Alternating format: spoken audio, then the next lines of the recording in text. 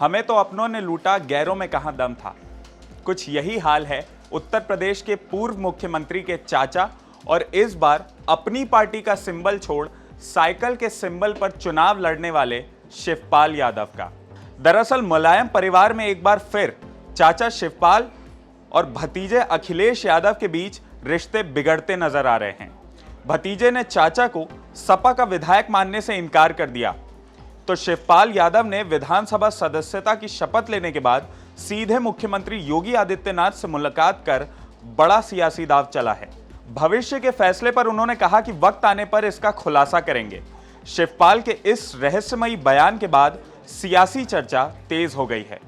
ऐसे में अगर शिवपाल यादव बीजेपी में जाने का फैसला करते हैं तो बीजेपी उन्हें क्या क्या दे सकती है और इससे यूपी की राजनीति में क्या बदलाव आ सकते हैं, आज बात करेंगे इसी के बारे में। नमस्कार, मेरा नाम है प्रियांशु सिंह और आप देख रहे हैं खबर बेबाक।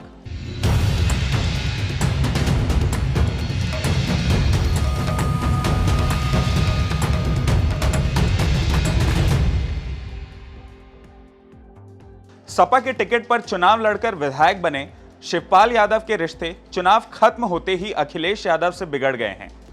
शिवपाल इस कदर नाराज हैं कि अखिलेश यादव के द्वारा बुलाई गई गठबंधन की सहयोगी दल की बैठक में शामिल नहीं हुए और अब भविष्य के लिए राजनीतिक विकल्प की तलाश में जुट गए हैं। बुधवार को विधानसभा में विधायक पद की शपथ लेने के बाद शिवपाल सिंह यादव ने मुख्यमंत्री योगी आदित्यनाथ से मुलाकात की। दोनों नेताओं के बीच करीब 20 मिनट तक बातचीत हुई। हालांकि शिवपाल ने इस मुलाकात को शिष्टाचार भेंट बताया है।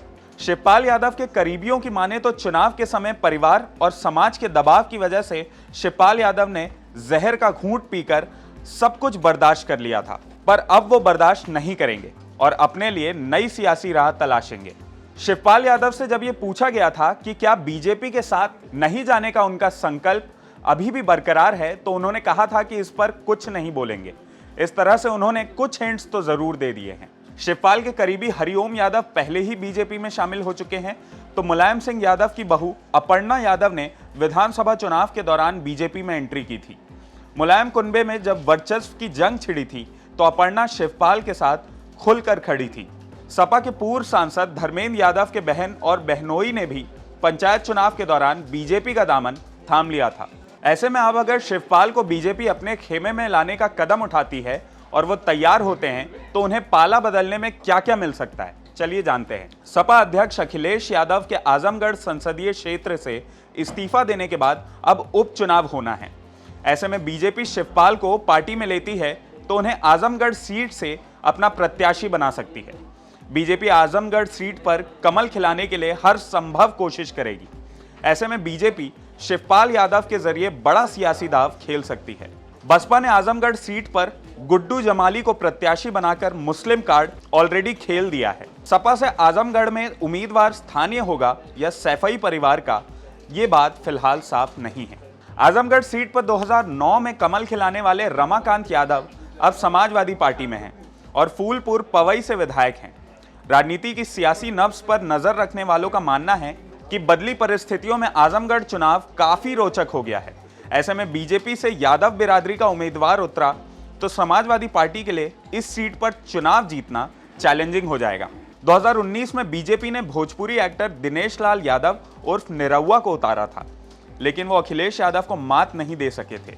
ऐसे में बीजेपी के लिए शिवपाल यादव एक ट्रम्प कार्ड साबित हो सकते हैं। बीजेपी ऐसा करती है तो एक तीर से दो शिकार करेगी। पहला, बीजेपी को आजमगढ़ में शिवपाल यादव के रूप में एक मजबूत प्रत्याशी मिल जाएगा और अगर वो जीतते हैं तो जसवंत नगर सीट पर भी कमल खिलाने का मौका मिल जाएगा।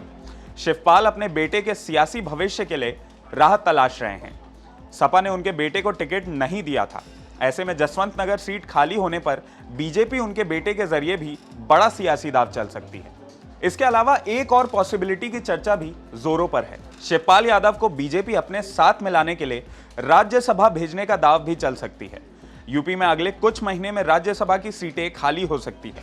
ऐसे में सपा ने जिस तरह से विधानसभा चुनाव में बीजेपी को कांटे की टक्कर दी है, उसके चलते बीजेपी 2024 के लोकसभा चुनाव को लेकर सारे सियासी ताने बाने बुन रही है। मंत्रिमंडल के गठन से लेकर विभागों के बंटवारे तक में सियासी समीकरण साधे गए हैं। ऐसे में सपा के कोर वोट बैंक यानी यादव समुदाय में सेंधमारी के लिए बीजेपी शिवपाल यादव को राज्यसभा भेजकर केंद्र मंत्री बनाने का दाव चल सकती है। मोदी सरकार में यूपी से कोई भी यादव केंद्रीय मंत्री फिलहाल नहीं है। ऐसे में राज्यसभा का एक विकल्प शिवपाल के लिए बन सकता है। शिवपाल यादव सपा के टिकट पर जीतकर भले ही विधायक बने हों, लेकिन अखिलेश यादव उन्हें सहयोगी दल के नेताओं के तौर पर ही ट्रीट कर रहे हैं। ऐसे में बीजेपी उन्हें अपने साथ लेकर सूबे की योगी सरकार की कैबिनेट में मंत्री बनाने का दाव भी चल सकती है।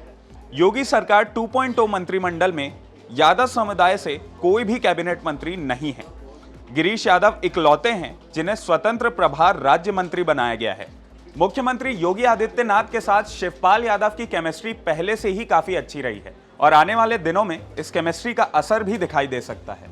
शिवपाल यादव का अपना सियासी कद है और यादव समुदाय के बीच उनकी अच्छी पकड़ मानी जाती है, क्योंकि सपा में रहते हुए उन्होंने यादव समुदाय के लिए काफी काम किया है। यूपी में 9% यादव वोटर हैं और ओबीसी में सबसे बड़ी आबादी इन्हीं की है, जो सपा के मूल वोटर हैं। ऐसे में बीजेपी 2024 में सपा को मात देने के लिए शिवपाल यादव को लेकर यादव समुदाय के रूप में बड़ा चेहरा बना सकती है। वहीं अब समाजवादी पार्टी में शिवपाल यादव के लिए फिलहाल कुछ नहीं बचा है। अखिलेश यादव खुद नेता विपक्ष बन चुके हैं और पार्टी का प्रदेश अध्यक्ष शिवपाल यादव को तो नहीं बनाएंगे। ऐसे में सिर्फ विधायक बने रहना शिवपाल यादव को मंजूर नहीं है। चर्चा ऐसी भी है कि शिवपाल यादव न सिर्फ अलग सियासी रास्ता ढूंढ रहे हैं, बल्कि उस दिशा में अपने सियासी कदम भी बढ़ा चुके हैं। बता दें कि उत्तर प्रदेश विधानसभा चुनाव से पहले सपा मुखिया मुलायम सिंह यादव के कहने पर शिवपाल यादव ने सपा के साथ गठबंधन कर लिया था। उन्होंने अपना नेता अखिलेश यादव को मानते हुए अपनी पार्टी तक कुर्बान कर दी थी। इसके बावजूद अखिलेश ने चाचा शिवपाल को न सिर्फ एक सीट दी, बल्कि पार्टी में वो सम्मान भी नहीं दिया जिसकी उन्हें घर वापसी पर उम्मीद थी। शिवपाल ने अपने पार्टी के 25 नेताओं की सूची अखिलेश यादव को सौंपी थी और कहा था कि इनमें से जो भी जिताऊ हो उन्हें चुन लिया जाए, मगर अखिलेश यादव ने इनमें से एक भी कैंडिडेट को विधानसभा चुनावों के लिए नहीं चुना। शिवपाल यादव भी जसवंत नगर सीट पर सपा के सिंबल यानी साइकिल पर चुनाव लड़े थे। परिवार में एकता के नाम पर शिवपाल सब कुछ सहते रहे, लेकिन सबसे बड़ा झटका तब लगा जब सपा ने उन्हें अपना विधायक मानने से ही इनकार करते हुए विधायक दल की बैठक में नहीं बुलाया। सपा की विधायक दल की बैठक में न बुलाए जाने पर नाराजगी जताते हुए शिवपाल ने कहा था कि वो सपा के सक्रिय सदस्य और विधायक हैं, उन्हें क्यों नहीं बुलाया गया, इसका उत्तर सपा का राष्ट्रीय नेतृत्व ही दे सकता है।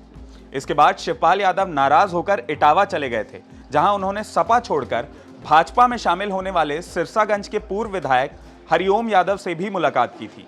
हरिओम रिश्ते में उनके समधी हैं और बीजेपी में शामिल होने से पहले शिवपाल के साथ थे। इटावा से शिवपाल दिल्ली चले गए थे। दिल्ली में शिवपाल ने सपा संरक्षक मुलायम सिंह यादव से मुलाकात की।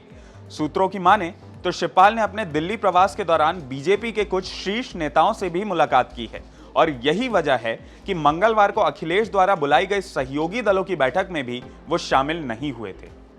शपथ लेने के बाद शिवपाल यादव 5 कालिदास मार्ग पर जाकर मुख्यमंत्री योगी आदित्यनाथ से मिले। दोनों नेताओं के बीच करीब 20 मिनट की मुलाकात हुई। शिवपाल के जाने के बाद बीजेपी प्रदेश अध्यक्ष स्वतंत्र देव सिंह मुख्यमंत्री आवास पर पहुंचे थे। माना जा रहा है कि शिवपाल को लेकर बीजेपी में सियासी खिचड़ी पकनी शुरू हो गई है। ऐसे में उन्हें लेने और उनकी भूमिका पर भी मंथन चल रहा है। ऐसे में देखना दिलचस्प होगा कि शिवपाल यादव कितने दिनों तक सपा में रहते हैं और अगर बीजेपी में आते हैं तो उनका क्या रोल होगा। लेकिन आपको क्या लगता है, क्या शिवपाल यादव सपा में ही रहेंगे या बीजेपी में चले जाएंगे? हमें कमेंट करके जरूर बताएं। अगर आपको ये वीडियो पसंद आया हो तो इसे लाइक और शेयर करना ना भूलें और IBC 24 के YouTube चैनल खबर बेबाक को जरूर सब्सक्राइब करें। आज के लिए इस वीडियो में इतना ही। बने रहें खबर बेबाक के साथ।